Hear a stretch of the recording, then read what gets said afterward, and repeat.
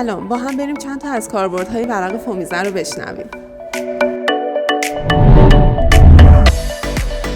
ورق فومیزه به دلیل اینکه قابلیت CNC شدن، فرم پذیری و انباز شدن داره، میتونه به عنوان سقف کاذب، دیوارپوش و یا پارتیشن در صنعت دکوراسیون داخلی مورد استفاده قرار بگیره. یکی از ویژگی‌های ورق فومیزه خاصیت ضد آب بودنشه که باعث میشه توی تولید درب و همینطور کابینت‌های روشویی ازش استفاده بشه.